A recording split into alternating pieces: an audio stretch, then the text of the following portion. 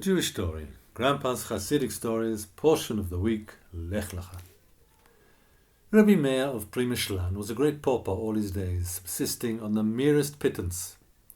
Then whatever was left after the day's meagre expenditure he would distribute to the poor on the very same day, in order that no money should spend the night in his house.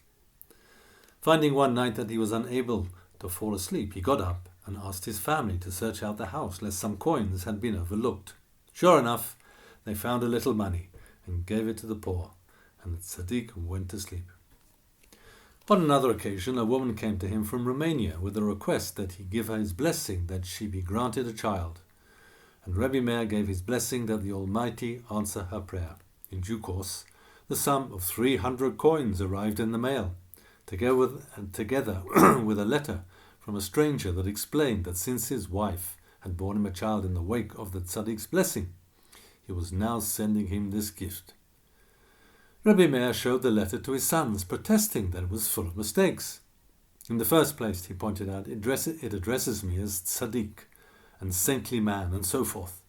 Now, since when am I a tzaddik and a saintly man? Secondly, the body of the letter is all wrong. Do I have the power to bless barren women that their prayers should be answered? It is clear, therefore, that the writer didn't mean me at all, and that is why I am going to return the gift to its sender. His sons were incensed. If the Almighty arranged that some money should come the way of their poverty-stricken household so that they could at last buy the most basic necessities, why throw it away with their own hands?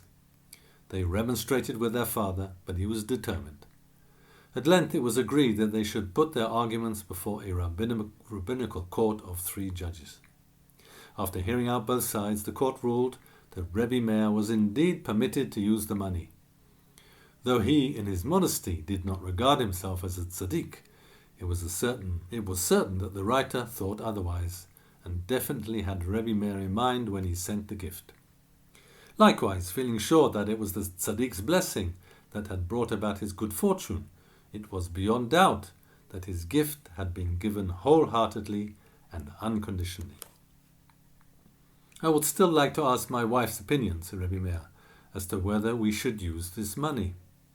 So they called the Rebbitzin, and Rebbe Meir told her that since he had had such a she'elah question, he had brought this legal query to the notice of a court, which had duly ruled that they could in fact use the money. But he nevertheless wanted to ask her opinion. Replied the Rebbitzin, but your custom has always been that as soon as a she'elah or question arises in the kitchen as to whether a chicken or whatever is kosher, you never eat it anyway, even if a rabbi rules that it is permissible. And the tzaddik returned the gift to its sender. Questions. Do you think Rebbe Meir was correct to return the money? For the members of his family were in great need of the most basic necessities. Question number 2. What did Rebbe Meir's wife say when asked by Rebbe Meir if he should give the money back?